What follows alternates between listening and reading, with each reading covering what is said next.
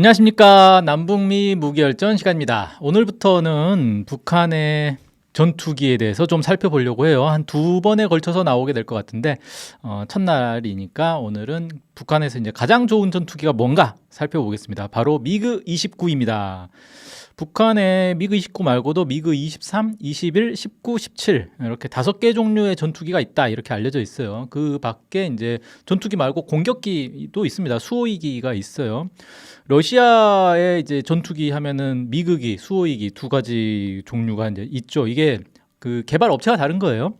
그러니까 예를 들어서 미국 같은 경우는 F-35다 그러면 그냥 F-35라고 하지 이걸 로키드 마틴 F-35 이렇게 부르진 않잖아요. 근데 러시아에서 그러니까 소련 시절이죠. 소련 시절에 이제 전투기 붙일 때는 그 업체라고 해야 되나? 설계국 정확하게는 설계국이에요. 소련 항공기 설계국 이름이 미그예요. 그래서 그 미그에서 개발한 것들을 이제 뭐 미그 17, 미그 19 이런 식으로 쭉쭉 올라가는 거죠. 미그라는 이름은 어떻게 나온 거냐면 이게 1939년에 설립된 회사인데 아르티옴 미코얀 하고 미하일 구레비치가 설립을 했어요. 그래서 이 설립자 이름을 따서 미코얀의 M, 그 다음에 구레비치의 G를 따가지고 M하고 G를 땄고, 그러니까 MG인데 가운데 이제 영어로 and가 러시아에서는 I로 이제 돼요. 그래서 MIG 이렇게 된 거예요. 그래서 이 I를 쓸 때는 소문자로 써야 됩니다. 그리고라는 뜻이기 때문에 and의 의미이기 때문에 그래서 M하고 G는 대문자로 쓰고 I는 소문자로 쓰는 게 원칙인데 뭐 사실 꼭 이걸 지켜서 쓰지는 않죠. 그냥 막 다 소문자로 쓰기도 하고 다 대문자로 쓰기도 하고 그렇습니다. 아무튼 원래는 그렇게 써야 한다. 그리고 사실 그건 이제 영어 표기인 거고 러시아에서는 그렇게 쓰지 않겠죠. 러시아어 키릴 문자를 쓰겠죠. 뭐 아무튼 이제 우리는 키릴 문자 잘 모르고 저도 사실 키릴 문자는 잘 몰라요. 그래서 영어로 이제 미그 이렇게 이제 쓰면 되겠고, 자 미그기 숫자가 클수록 최신형입니다. 이게 별로 복잡하지 않아요. 그러니까 미국 같은 경우는 F, B, A 시리즈가 숫자가 크다고 무조건 최신형은 아니잖아요. 근데 러시아는 뭐 그렇지 않습니다. 그냥 깔끔하게 숫자가 클수록 최신형이고, 그 다음에 짝수기를 볼 일은 없어요. 우리는 다 홀수 번호만 있습니다. 왜 그러냐면 짝수기는 실험기고 홀수가 이제 실전 배치용이기 때문에 우리가 보는 건 홀수 번호로 된 것만 보게 된다라는 거죠. 미그기의 이제 가장 최신형은 미그 35인데 사실 미그 29에서 완전히 새로운 전투기가 나오지는 않고 있어요. 미그 29를 개량해서 미그 33, 미그 35 이렇게 지금 가고 있습니다. 그래서 생긴 거 보면 큰 차이는 없어요. 미그 29나 미그 33이나 미그 35나 별 차이는 없습니다. 자, 이걸 이제 미그 29를 개발하게 된 과정을 보면 일단 1960년대 후반에 미국에서 F-15를 개발한다. 이 이제 정보를 소련이 입수를 했어요. 그래서 F-15에 대응하는 전투기를 우리도 개발해야 되겠다. 왜냐하면 이제 미국이나 소련이나 그때 이제 냉전 시절에는 상대방이 어떤 무기를 개발한다더라 그러면 그 무기를 분석을 해가지고 그러니까 정보 첩보를 하는 거죠. 첩보 활동을 해가지고 정보를 취득한 다음에 그러면 이 정도 성능의 무기에 대항해서 우리는 이것보다 더 좋은 거 혹은 얘의 이제 약점을 노릴 수 있는 그런 무기를 개발을 하자라는 식으로 이제 개발하는 거예요. 그러면 또 이제 상대방은 그걸 첩보를 입수해 가지고 그럼 우리는 여기에 대항해서 또 이런 걸 만들자. 뭐 이렇게 계속 서로 경쟁을 하는 그런 과정이죠. 그래서 냉전 시기에 이런 무기 경쟁이 상당히 치열했습니다. 그리고 이제 어떤 과정이 있냐면 미국이나 소련이나 다들 상대방 무기에 대해서 약간 과대평가를 한 게 있어요. 근데 그럴 수밖에 없죠. 전쟁이라는 게 예를 들어서 상대방이 이 정도 수준일 거야. 그러면 우리는 이것보다 약간 높으면 돼. 라고 해야 되는데 어느 정도 수준인지 사실 첩보라는 게 정확하지가 않잖아요. 그러니까 쉽게 말해서 미국에서 전투기를 개발할 때 미국 내에서도 이건 이 국가 기밀 사항이란 말이에요. 무기라는 거는. 그러니까 미국 내에서도 이걸 정확한 성능을 아는 사람 많지 않아요. 그러니 소련에서 첩보를 해봐야 이게 정확한 성능이 어느 정도인지 알 수가 없잖아요. 그럼 이제 대략 추정을 하는 거죠. 아, 이건 이 정도 나올 것 같아. 속도는 어느 정도 나올 것 같아. 뭐 무장량은 어느 정도 탑재할 수 있을 것 같아. 이렇게 짐작을 한단 말이에요. 근데 그거를 최대치를 놓고 거기에 대비를 해야지. 에이 설마 이 정도밖에 안 될 거야 라고 안심하고 만들면 실제는 그거보다 성능이 더 좋게 나올 수도 있는 거잖아요. 그러면 내가 당하는 거잖아요. 그러니까 무조건 상대방 무기의 최대치를 예측을 하고 거기에 맞게 대비를 하는 게 기본이 되는 거죠. 그게 사실 맞는 거죠. 그래서 소련에서 F-15에 대해서 F-15가 이 정도 스펙이 나올 거니까 우린 그거보다 더 좋게 만들어야 돼. 이렇게 해서 개발하기 시작한 게 바로 미그 29와 수호이 27 이렇게 나옵니다. 미그 29는 경량 비행기예요. 경량 전투기고 수호이 27이 중형 전투기입니다. 그래서 실제로 이제 둘이 같이 날아가는 걸 보면은 크기가 수호이 27이 더 커요. 금방 눈에 띕니다. 더 크다는 걸. 그럼 어떻게 되겠어요? 미국이 F-15와 F-16 중형 전투기 F-15 그다음에 소형 전투기 F-16을 함께 이렇게 하이로우 믹스로 운용하듯이 소련, 러시아도 마찬가지로 F-15에 대항하는 게 수호이 27, F-16에 대항하는 게 미그 29 이런 식으로 이제 운용을 하게 되겠죠. 그렇게 해서 탄생한 게 바로 미그 29다. 소련 최초의 4세대 전투기. 이고 서방에서는 나토 코드명이라는 게 있어요. 그러니까 이게 소련에서 무기를 만들면 그 무기에 대해서 이름을 붙여야 되잖아요. 근데 소련은 약간 특이한 게 소련이 특이한 건가 아니면 서방이 특이한 건가 모르겠는데 소련에서는 무기를 만들면 무기에 코드만 있지 이름을 붙이진 않습니다. 그러니까 미그 29가 끝인 거지 미그 29 이름 뭐 이런 게 없어요. 예를 들어서 미국 같은 경우는 F-16 하면 파이팅 펠컨이라는 별칭이 있잖아요. 그 별칭이 없어요. 그래서 서방에서 나토 코드명이라고 해가지고 소련 무기에 별칭을 붙여줍니다. 지어주는 거예요. 자기들끼리만 쓰는 거예요. 그러니까 소련에서는 이 이름을 쓰지는 않습니다. 나토에서 쓰는 건데 펄크럼이라는 이름을 붙여줬습니다. 펄크럼 받침대란 뜻이래요. 왜 이걸 붙였는지는 모르겠어요. 자, 그래서 이제 미그 29 펄크럼 이런 식으로 서방에서는 많이 부릅니다. 자, 근데 이 미그 29가 재원을 놓고 보면은 F-15와 F-16의 딱 중간 정도예요. 그러니까 길이도 크기도 그렇고 뭐 무게도 그렇고 뭐 여러 가지 면에서 F-15와 F-16의 중간 정도 위치를 차지하고 있는데 실제 이제 근접전을 해보면 F-16은 능가하고 F-15와 대등하다 이런 식으로 이제 평가를 많이 받는다고 해요. 그래서 이제 사양 재원을 보시면 나오지만 길이도 딱 중간 정도고 폭도 그렇고 높이는 좀 낮은 편이에요. 그다음에 날개 넓이나 이런 게 다 F-15와 F-16의 중간 정도 되는 걸로 좀 알 수가 있고 다만 좀 특이한 걸 보면은 최대 이륙 중량은 좀 작은 편이고 그다음에 항속거리가 매우 짧습니다. F-15나 F-16은 5,000km, 4,000km 이렇게 나오는데 미그 29 같은 경우는 항속거리가 1,000km대예요. 전투 반경은 700km밖에 안 됩니다. 이거 매우 짧죠. 이 왜 이런 차이가 나타나냐면은 미국이나 서방하고 소련하고 이 전투기 운용 교리가 좀 달라요. 그래서 수호이기 같은 경우는 전투 반경이 상당히 커요. 그러니까 길어요. 항속 거리가 길어서 장거리 운용이 가능한데 미그 29 같은 경우는 곳곳에 이렇게 배치를 해놓고 적이 떴다 그러면은 얼른 날아가 가지고 딱 적을 요격하고 되돌아오는 이런 식으로 합니다. 뭐 이렇게 쭉 장거리로 이렇게 다니면서 적이 어디 있나 찾고 이렇게 하지 않아요. 그러니까 미그 29는 철저하게 지상의 관제탑에서 야 언제 어디서 어디로 떠라고 지시하면 가가지고 자 거기서부터 미사일 쏴, 기총 쏴 그리고 돌아와 이렇게 시키는 대로 그냥 하는 이런 식으로 운용을 많이 합니다.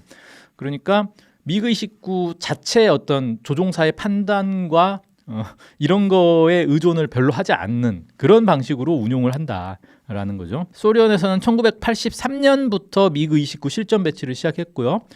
수출용은 좀 성능을 낮춰가지고 팔았어요. 그래서 바르샤바 조약기구용이 있고 개발도상국용으로 이렇게 차등을 둬서 이제 했고요. 뭐 북한에도 이게 이제 판매가 된 거죠. 미그 29의 이제 특징을 좀 놓고 보면 일단 얘가 성능은 상당히 좋아요. 가벼운데 이제 쌍발 엔진을 다 탑재하고 있어가지고 성능이 좀 좋은데 1995년에 고도 27,460m까지 올라가서 이게 세계 기록이 됐어요. 그러니까 거의 27,460m, 27km까지 올라간 거죠. 매우 높이 올라간 거다 이렇게 해야 되겠네요. 그 다음에 얘가 보조 공기 흡입구가 있는데 이거 이제 사진 보시면 동체랑 날개랑 붙는 그 부분에 보면은 이상한 틈이 있어요. 이 틈새가 열렸다 닫혔다 하는 겁니다. 그래서 처음에 이륙할 때는 여기가 열려요. 그리고 밑에 그 공기 흡입구는 닫힙니다. 그렇게 해서 이 보조 공기 흡입구예요. 이 위에 틈이 그쪽으로 공기가 들어가서 이륙을 하는 거예요. 이륙하고 난 다음에는 주 공기 흡입구가 열리고 여기는 이제 닫히는 식으로 해서 하는데 왜 이렇게 만드냐면은 얘가 이륙할 때 활주로에 이물질들이 있을 수 있잖아요. 돌멩이 같은 거. 이런 돌멩이가 이제 달리다 보면은 얘가 튀어가지고 공기흡입구로 씩 들어갈 수가 있단 말이에요. 그러니까 앞바퀴에 튄 게 공기흡입구로 쏙 들어가 버리면 엔진 고장 나는 거죠. 이 제트 엔진이라는 게 되게 민감해가지고 안에 이물질 들어가면 바로 고장이 나는 거예요. 그래서 이걸 막기 위해서 활주로가 아주 깨끗하지 않을 수 있다라고 해서 이 공기흡입구를 막고 보조 흡입구만 이용해서 이제 이륙을 하도록 그렇게 만들었어요. 그러다 보니까 활주로 상태가 안 좋아도 이륙할 수 있는 거죠. 이게 이제 왜 필요하냐면은 전쟁이 났을 때 이 공군의 가장 큰 약점은 활주로가 공격받으면 그냥 끝장이라는 거예요. 그래서 활주로가 예를 들어 폭격을 받았어요. 그런데 전투기는 있어. 경납구에 전투기들이 있어. 얘를 그냥 포기해야 되는 거잖아요. 버려야 되는 거잖아요. 활주로를 재정비할 때까지는 못 쓰는 거죠. 그런데 활주로가 웬만큼 파괴되면 미그 29 같은 경우는 띄울 수 있다는 거예요. 그냥 바퀴만 굴러갈 수 있으면 바닥에 뭐 자갈이 깔려 있어서 상관없다 이거죠. 이렇게 이제 이륙할 수 있는 험하게 이용할 수 있는 거죠. 이 미그 29가 세계 최초로 터보팬 엔진을 장착한 전투기입니다. 그래서 터보팬 엔진이 이제 처음으로 개발돼서 실전에 이제 쓰인 전투기에 쓰인 사례가 될 수 있겠고, 이게 엔진이 힘이 좋아가지고 클리모프 RD33 엔진을 쓴다고 하는데 이 힘이 좋아가지고 엔진 하나가 고장나도 이륙을 할 수가 있어요. 그 정도로 매우 성능이 좋습니다. 그 다음에 적외선 탐지기 IRST라고 하는데 적외선 탐지기와 레이저 거리 측정기를 탑재를 했는데 이게 최초라 그래요. 전투기에 탑재한 걸로는 이제 최초로 탑재를 해서 이게 유리한 게 뭐냐면은 원래 이제 공중전을 할 때 레이더로 상대방 전투기가 어디 있는지 확인한 다음에 미사일을 쏘거나 뭐 쫓아가가지고 기총 소사를 하거나 하는 거잖아요. 근데 레이더를 쏘면 상대방도 그 레이더 전파를 수신을 해가지고 저쪽에서 나를 쫓아오네? 저쪽에서 나를 겨누고 있네? 이걸 알아버린단 말이에요. 적외선 탐지기를 이용하면은 그걸 할 필요가 없죠. 그냥 적기에서 나오는 적외선을 내가 받는 거니까 적은 내가 어디 있는지를 알 수가 없는 거예요. 그래서 이런 장점이 있다라는 겁니다. 아까 이제 설명한 것처럼 미그 29의 주된 용도는 적기가 근처에 출현했을 때 재빨리 가가지고 공대공 미사일을 쏘고 돌아오는 그런 게 이제 주된 용도다. 뭐 이렇게 이제 하고요. 원래 이제 요격기, 전투기 역할을 하는데 지상 공격도 가능하긴 합니다. 근데 이제 그 낮에 시야가 확보될 때 무유도 무기로 이제 지상 공격을 하는 그 정도는 할 수 있다. 나머지는 이제 그런 어떤 센서나 이런 게 없기 때문에 밤에 출격한다거나 이렇게 해서 지상 공격을 하지는 못한다 그래요. 미그 29가 1982년부터 이제 생산이 됐는데 2016년까지 생산이 됐어요. 그러니까 35년 동안 생산이 됐고 총 1,600대 이상을 생산했다고 합니다. 그러니까 그 사이에 35년 동안 계속 똑같은 걸 만들진 않았을 거 아니에요. 다양한 변형들이 있겠죠. 그래서 변형을 보면 이제 그 러시아에서는 9.12, 9.13, 14, 15 뭐 이런 식으로 이제 좀 붙여요. 그런데 여기서 9.15를 이제 미그 33으로 이제 분류를 하고요. 그 뒤에 그 미그 35도 있어요. 이런 식으로 이게 미그 29의 개량형을 이런 식으로 그냥 부르는 겁니다. 그리고 이제 나토에서는 미그 29 처음 나온 거를 펄크럼 A, 그 다음에 9.51로 넘어가면 펄크럼 B, 그 다음에 9.13은 펄크럼 C, 뭐 이런 식으로 자체로 코드명을 붙여줘요. 미그 29 K 9.31은 펄크럼 D, 그다음에 미그 33은 펄크럼 E, 미그 35는 펄크럼 F 뭐 이런 식으로 다 펄크럼이에요. 그렇게 합니다. 이게 이제 왜 그 러시아에서는 미그 33으로 이름이 바뀌었는데 계속 펄크럼을 쓰느냐? 이게 이제 정보가 부족하니까 외형만 보고 판단하는 거잖아요. 인공위성이나 정찰기로 활주로에 있는 걸 찍어가지고 저기 못 보던 비행기가 있네 뭐 이런 식인 거잖아요.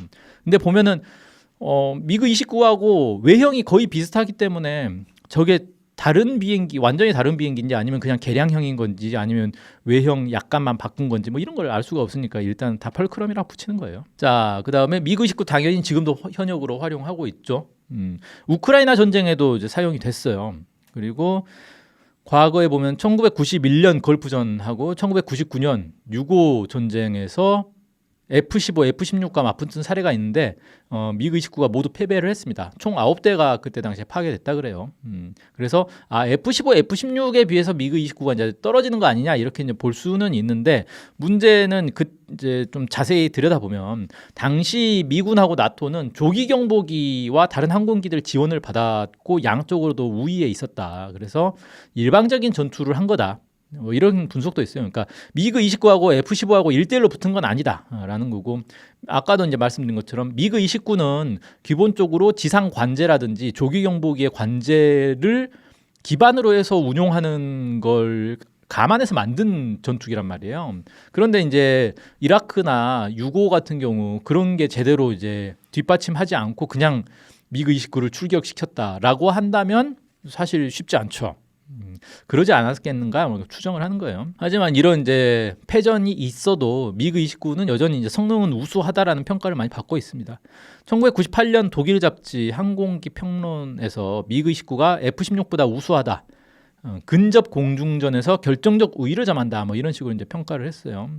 또 나토 공중전투훈련센터에서 훈련을 해보니까 미그 29가 조준경이 달린 헬멧과 R-73E 미사일을 결합해 사용할 경우 모든 서방 전투기보다 우수하다 이렇게 이제 평가를 했어요. 그래서 미그 29를 어떻게 이제 활용하느냐에 따라 달라진다라는 거죠.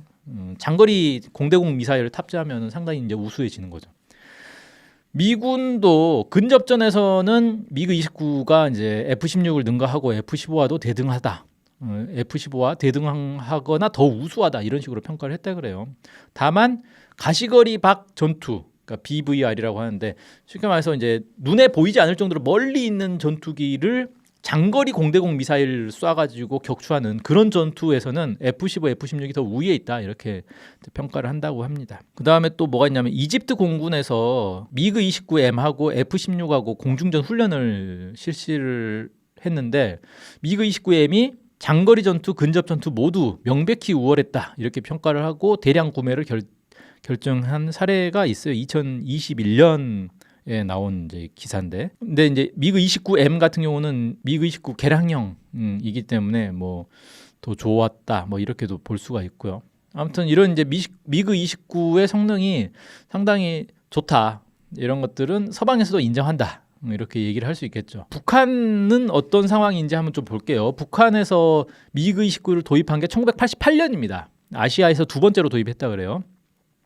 그래서 90년대로 넘어가면 아시아 최초로 면허 생산도 한다고 해요. 그러니까 북한에 아예 공장을 놔두고 설계도 받아가지고 직접 생산을 하는 그런 게 있다는 거죠. 그래서 알려지기로는 9.12B가 10세대, 9.51이 2대 이렇게 수입을 한 거고 9.13B 같은 경우는 면허 생산을 했는데 18대에서 35대 정도 있을 것이다 이렇게 이제 추정을 하는 거예요. 그러면 이제 다 합치면 많으면은 50대까지도 있을 수 있는 거죠. 많게는 50대, 적게는 한 30대 정도, 30에서 50대 정도를 미그 29를 이제 운용하는 걸로 이렇게 추정이 됩니다. 그 신동아 2001년 4월호 기사가 있어요. 미그 29를 지금 평안북도 곽산 태천에서 생산하고 있다. 뭐 이런 이제 기사인데. 초반에 90년대 초반에 러시아와 합작을 해가지고 전투기 조립 공장을 건설을 했다 그래요. 그래서 러시아에서 부품을 받아서 조립하는 식으로 그렇게 했고 매년 2세대씩 조립을 했다. 90년대에만 15대를 생산했다. 뭐 이런 얘기들이 있습니다. 1993년에 첫 시험 비행에 성공했다. 뭐 이렇게 보도를 했어요. 그리고 2014년부터 성능 개량 사업을 했다. 뭐 이런 이제 얘기도 있습니다. 북한이 미그 29를 실제 운용한 사례가 있어요. 그래서 이거를 한번 이제 소개를 해드릴게요. 2003년에 등장을 했습니다. 2003년 3월 1일 오전에 일본 오키나와 가데나 공군기지에서 미군 전략 정찰기 RC-135S 코브라 볼이라고 해서 전략 정찰기하고 전술 정찰기는 좀 차이가 있어요. 전략 정찰기는 미국의 이제 그 군 수뇌부에서 직접 관리를 하는 그런 정찰기예요. 자, 얘가 이제 동해로 가가지고 대북 정찰 비행을 했다 그래요. 이 RC-135에 세 가지 종류가 있다고 하는데 RC-135S 코브라볼 같은 경우는 멀리서 탄도미사일 비행을 관찰하는 정찰기로 미국의 3대밖에 없는 그런 정찰기라 그래요. 그다음에 뭐 RC-135U 이제 컴뱃센트라고 해서 적의 레이더 전파를 수집하는 정찰기고, RC-135VW는 리벳 조인트라고 해서 신호 정보를 수집하는 정찰기입니다. 그러니까 코브라 볼은 북한에서 탄도 미사일을 쏘나 안 쏘나 이걸 보기 위해서 이제 띄워놓고 정찰을 하는 거죠. 자, 그렇게 하고 있는데 북한 동해안에서 241km 떨어진 공해 상공을 유유히 정찰 비행을 했다. 뭐 이렇게 이제 기록이 나옵니다. 그러니까 북한에서 자기들을 이제 정찰하고 있는 게 기분이 나쁜 거죠. 그래서 미그 29를 이제 보냅니다. 미그 29 2대, 미그 23 2대를 그러니까 총 4대 전투기를 이제 보낸 거예요. 삼지연 비행장에 있던 걸 보냈다고 합니다. 자, 이렇게 이제 북한의 전투기 4대가 다가갔는데 이 정찰기가 이걸 못 본 거예요. 그래서 북한 전투기가 코앞까지 오도록 발견을 못했다고 합니다. 그래서 미그 29 한 대가 먼저 정찰기에 30m까지 다가갔대요. 30m면 거의 코앞이잖아요. 그래서 날갯짓을 하면서 엄지손가락을 아래로 가리키는 이런 수신호를 보냈다라고 합니다. 이 날갯짓이라는 게 자신을 따라오라는 뜻이고, 엄지손가락을 이렇게 아래로 하는 거는 하강하라라는 뜻이래요. 이게 국제 공용 수신호라고 합니다. 그렇게 하니까 이건 쉽게 말해서 나를 따라와서 착륙해라, 즉 납포하겠다 이거예요. 나 따라와라고 한 거죠. 그래서 이제 정찰기가 도망을 갔어요. 급선회를 해서 전속력으로 이제 도주를 합니다. 그러자 4대가 갔는데 그 중에 한 대만 나타난 거잖아요. 나머지 3대가 이제 포위를 한 거예요. 쉽게 말해서. 그래서 80km 밖에서 대기하고 있던 미그 29 한 대, 나머지 한 대와 미그 23 2대가 추가로 다가와서 레이더를 조준했습니다. 레이더를 조준했다는 건 뭐냐면 미사일을 발사하겠다는 얘기죠. 그러다가 이제 레이더 조준이 이제 빗나갔다 그래요. 그러니까 미그 29 다른 한 대가 15m까지 접근을 해가지고 정찰기 앞을 가로막고 애프터 버너를 가동해가지고 이렇게 화염을 내뿜어 버린 거예요. 그래서 이제 정찰기가 이 화염을 내뿜는다는 거는 뜨거운 공기가 나오는 거잖아요. 그리고 이제 기류가 불안정해지니까 이제 비행기가 요동을 치기 시작하는 거죠. 그렇게 이제 했는데 어쨌든 도망을 가긴 갔어요. 이 정찰기가 납포되지는 않고 돌아가긴 했는데, 당시 정찰기를 조종했던 사람이 랜디 거친 대령이라고 하는데, 2005년 11월 17일자 오마하월드 헤럴드 대담에서 북한 전투기들이 열추적 미사일을 발사할 것으로 생각했다. 10분 동안은 내 생애 중 가장 고군분투한 시간이었다. 미사일을 맞고 추락할 것으로 생각했다. 당시 상황이 벌어져 종료되기까지 22분간은 내 생애에서 가장 위태로운 순간이었다. 오키나와 가데나 기지로 무사히 귀환한 뒤 사흘간은 잠도 제대로 잘 수 없었다. 뭐 이렇게 얘기를 했다고 합니다. 그러니까 완전히 쫄았죠. 뭐 미사일 맞으면 정찰기가 뭐 별거 있습니까? 미사일 맞으면 격추되는 거죠.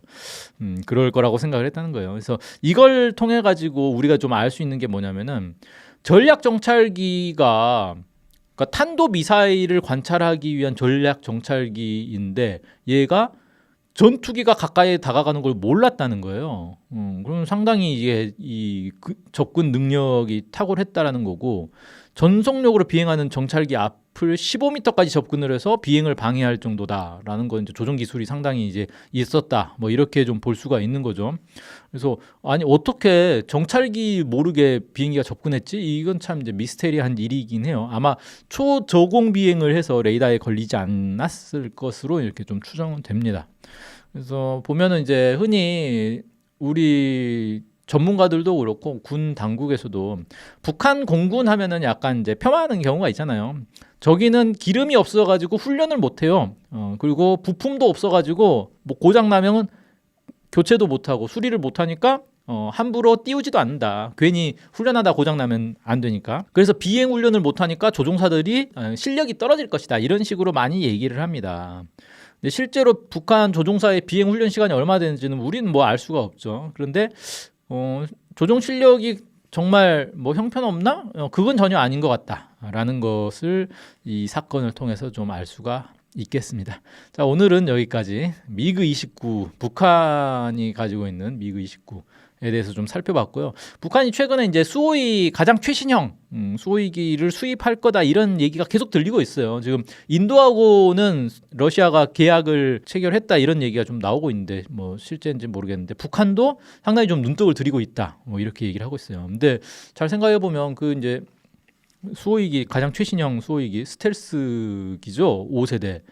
이게 한 대에 있는 게 별 의미는 없어요. 그러니까 한 대만 운용하진 않을 거고 수입을 한다면은 여러 대를 수입할 건데, 이게 이제 들어오면은 한반도에 이제 공군이 지형이 또 바뀌는 그런 일이 발생하겠죠. 한번 잘 주목을 해봐야 될 것 같습니다. 자, 오늘은 여기까지 하겠습니다. 감사합니다.